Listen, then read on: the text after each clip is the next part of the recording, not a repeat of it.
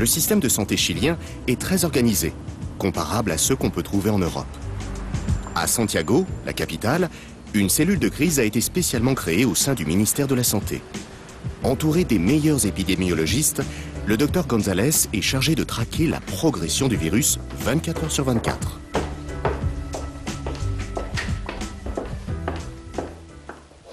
Nous nous trouvons ici dans le Centre national de liaison du ministère chilien de la Santé.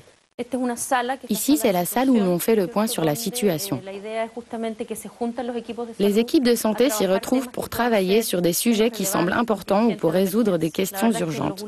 Et justement, depuis avril, c'est-à-dire depuis l'alerte de la pandémie de l'OMS, cette salle n'a été utilisée que pour gérer la crise de la grippe A. Ici, vous voyez l'évolution de l'épidémie dans notre pays. Le graphique vous montre la situation épidémiologique. En vert, le niveau habituel de la grippe saisonnière.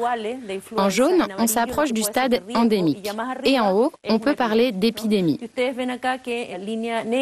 Et vous voyez, la ligne noire montre bien la flambée de cette année.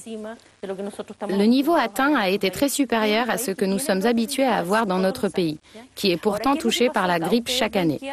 Regardez, à partir de la semaine 19, le nombre de cas commence à augmenter rapidement. L'épidémie progresse ensuite pendant environ 8 semaines pour atteindre son pic entre les semaines 27 et 28. Après, elle a rapidement décliné. La pandémie est donc quasiment terminée au Chili.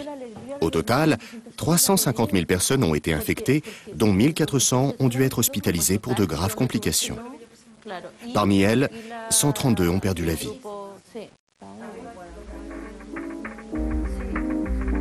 Par comparaison, le Chili est l'un des pays qui s'en tire le mieux. Ainsi, le Mexique, premier touché par le virus, déplore presque 2 fois plus de victimes. Aux États-Unis, frappés juste après le Mexique, le bilan s'alourdit de jour en jour. Déjà 1500 morts fin septembre. Après l'Amérique du Nord, le virus s'est largement diffusé au sud du continent, qui entrait dans l'hiver. Si le Chili enregistre donc de nombreux cas sans trop de victimes, le Brésil déplore plus de 1000 décès. L'Australie, elle non plus, n'a pas été épargnée. Vers la fin de l'hiver au sud, le virus est tout naturellement remonté plus au nord, touchant au passage les pays d'Asie du Sud-Est. Il est désormais très présent en Europe, où la pandémie hivernale semble avoir déjà commencé.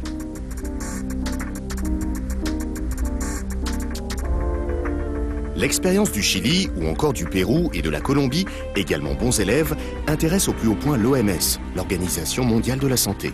En Suisse, à Genève, depuis que la phase 6, le niveau maximal de pandémie, a été déclaré pour le virus A, H1N1, les quartiers généraux sont sur le pied de guerre. En observant les pays du Sud qui ont déjà passé l'hiver, les spécialistes cherchent à tirer le maximum d'enseignements sur la façon de gérer la pandémie. Ces pays ont vu plus de cas que ce qu'ils voient d'habitude sur une grippe saisonnière.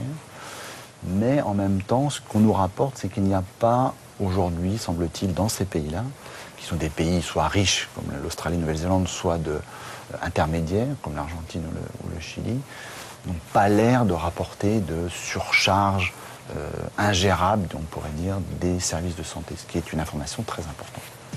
Aujourd'hui, on a des chiffres qui tournent autour de 0,5% de létalité, donc 0,5% des cas décèdent. Ce qui peut paraître faible, mais en même temps, s'il y a énormément de cas, bien entendu, c'est des simples mathématiques, ça peut donner un nombre de décès important. Et de fait, le virus a déjà fait plus de 5000 morts dans le monde. La course contre la montre s'accélère pour les scientifiques. Ils veulent comprendre pourquoi cette souche est si contagieuse. À l'Institut Pasteur de Paris, les chercheurs analysent sans relâche les prélèvements issus de patients. Voilà, donc ici nous nous trouvons dans la plateforme génotypage des pathogènes et santé publique, donc un laboratoire de l'Institut Pasteur spécialisé dans la détermination de l'information génétique des virus. Et la première étape de l'analyse va consister donc à détecter le matériel génétique du virus dans les échantillons qu'on nous envoie depuis le Centre national de référence ou d'autres laboratoires qui reçoivent des échantillons et extraient les virus. Et donc la première étape de l'analyse, ça consiste à détecter les acides nucléiques du virus. Comme vous pouvez le voir sur cette photo, chaque bande blanche correspond à un fragment d'ADN qui a été amplifié à partir de ces échantillons. Donc là, ça veut dire que c'est positif et qu'on peut ensuite déterminer la séquence du virus. Donc dans un second temps, pour déterminer cette séquence,